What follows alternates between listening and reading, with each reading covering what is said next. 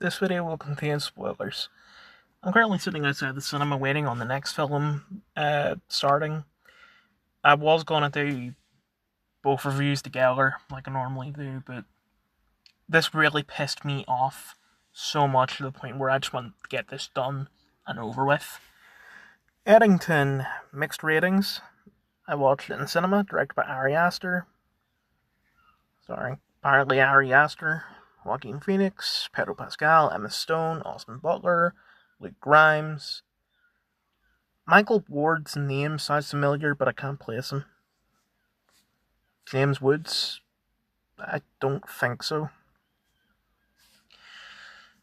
I've never seen an Ari Aster film before. Has this film put me off from watching his other films? No. I've got no interest in watching Beau is Afraid. Never have. Probably never will.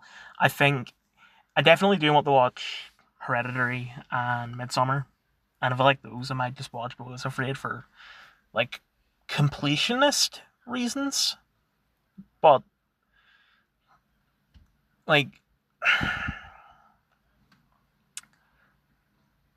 I went into this assuming that.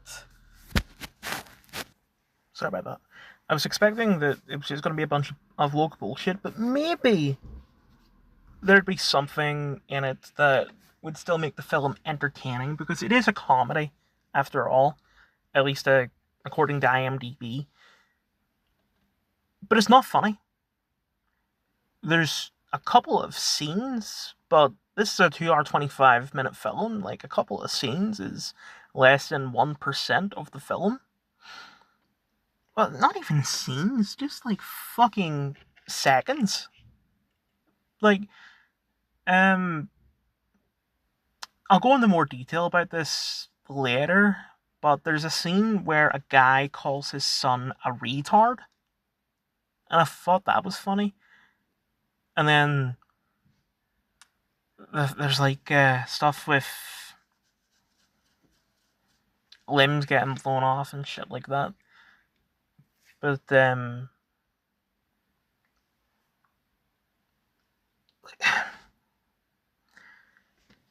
is the film funny? No. Does the film attempt to be funny? No. It is kind of like Sex Education. Sex Education should not be considered a comedy. Like, I fucking hate The Office, but I recognize that The Office attempts to be funny. It's just not for me. Sex Education was really funny in the first episode, and then after that, it was 100% drama. There was no attempts to be funny. They just did all drama. So the show should not be considered a comedy, and it's the same for this.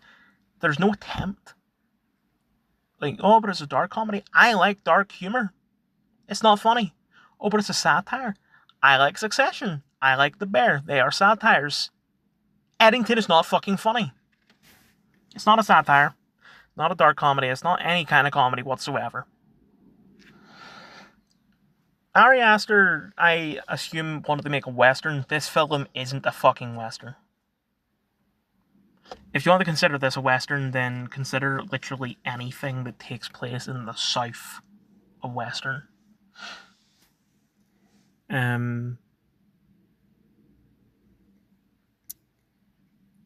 I don't like the fact that in 2025 we have a film that it reminds us of everything that I would have hoped we've sort of moved past with the pandemic. And I didn't know this was going to be in the film, at least to the extent that it was with BLM. And they make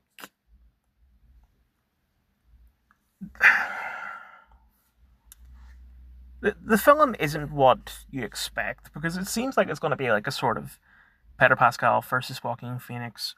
Pedro's the good guy, Joaquin's the bad guy, all that, but no. The fact that Pedro is also bad in some aspects, like, that was somewhat to be expected.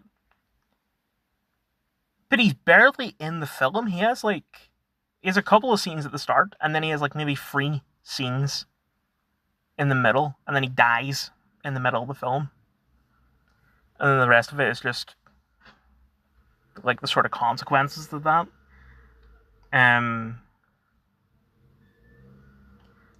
Like the whole fucking the way this film started was the fact that Pedro didn't want to wear a mask because he has asthma. That's it. Like, I don't know if they had that over in America, but over here, people could get medical exemptions from wearing masks for conditions like asthma. I was medically exempt from wearing a mask because I've got autism. I'm not kidding when I say that. But like all this over that? Are you fucking joking? Because basically it's like, Joaquin, wear a mask. No. Wear a mask. No. Wear a mask. No. Joaquin walks away. I'm running for mayor. Does some running for mayor shit. Which doesn't really work out. He kills Pedro. Pedro was in the middle of some thing they didn't really, like, they forgot to complete that whole thing because the film is like, it's a long mess. But like some company sends out assassins to kill Joaquin, and then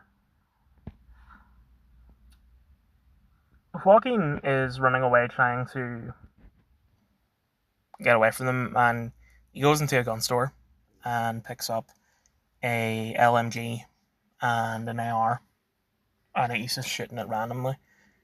And the aim of those assassins is dog shit. Like, it doesn't make sense for them to have like as bad of an aim as they do. It makes sense for Joaquin because he's panicking. But the assassins shouldn't be panicking because they're the ones that... I don't mean... This is going to sound cringe, but, you know, they're the hunters and Joaquin's the prey.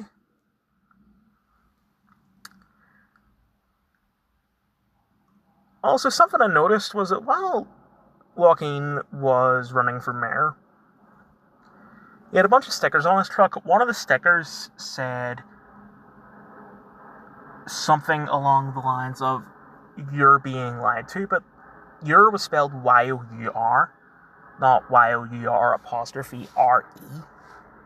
And it's just, like, are you really trying to make, like, Joaquin is just, like,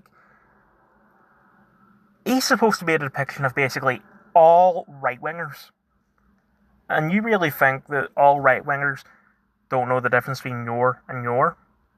Like, it's so fucking childish. But, moving on. So, one of the assassins finally hitches up to him and stabs him in the head twice. And I thought, right, yeah, knew that was going to happen. He's going to die. That's the end of the film. No, it's not the end of the film. There's a kid who I think Ari wanted to do a twist with this. So there's this kid who, at the start, he was friends with Pedro's son, and there's this girl that they both have a crush on and sort of compete with each other for it. And the kid, let's see if I can find this, Brian, he is a crush on that girl Sarah, just above him there. Sarah is big into activism, like she's the Emily ACAB type, you know?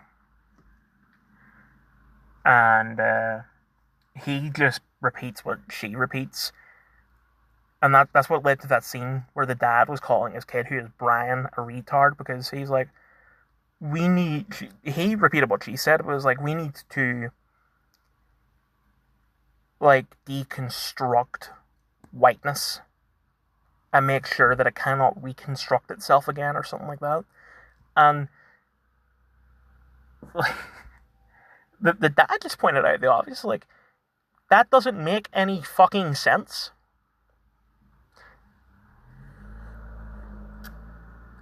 Literally, the only thing that could possibly mean is kill white people. Like, there's no. You can't make a metaphor out of that. But moving on.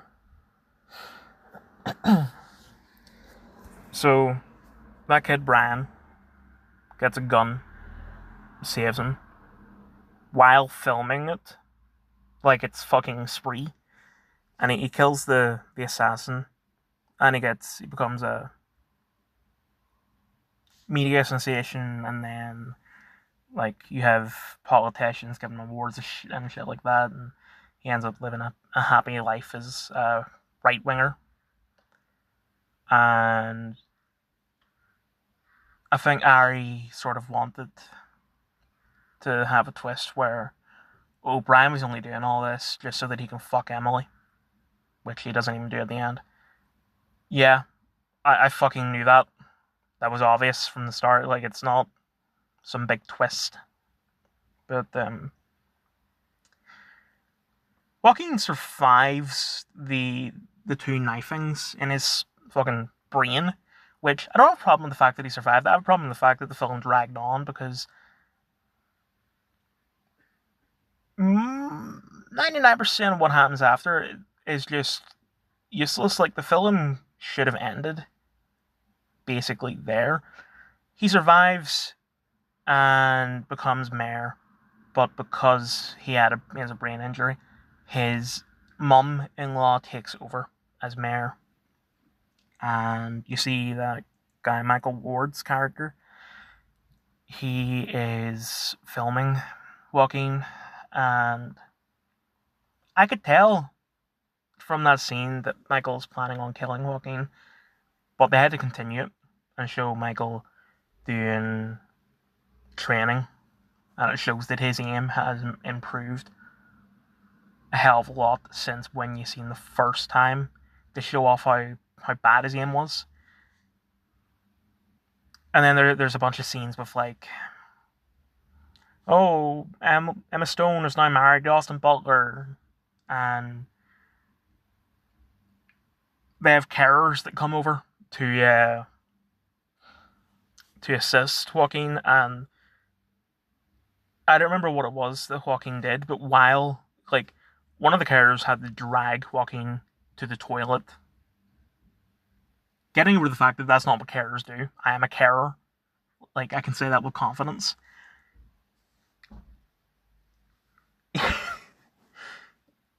They get him on the toilet. Joaquin does something.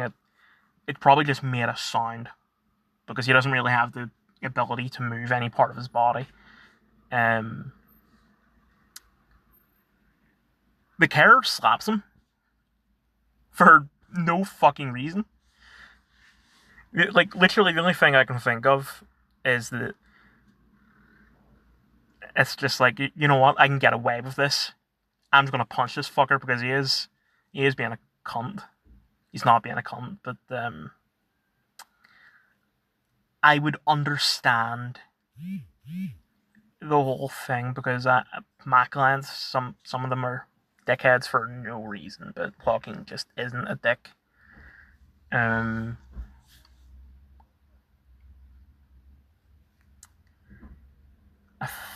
Like, the whole shit with the cares and all that, they could have cut that out.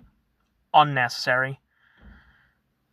The film is a long, bloated mess that it's extremely outdated. Like, the whole thing was basically just every single left-wing standpoint about the pandemic and all that, and every single left-wing standpoint about BLM. That's the message, just that. Like, you should wear your mask. You should support BLM, all that, even though we're not in the pandemic anymore. I mean, there could be another one, but For now, there isn't. And there hasn't really been any news about BLM in years. So, genuinely, out of all the films I've seen in the cinema this year so far, this could be number one. It's definitely in the top two because it's either this or The Surfer, but The Surfer, there's a personal reason for why I hate it so much. Whereas for Eddington, there isn't. Like for The Surfer, I had work the next day and I should have just stayed home playing whatever game I was playing at the time instead of wasting my time going to see that dog shit film. But for this, I don't have work until Saturday. I'm recording this on Thursday. I've got free time that I can spend however I want without guilt. And the film was also terrible, but it's just, you know.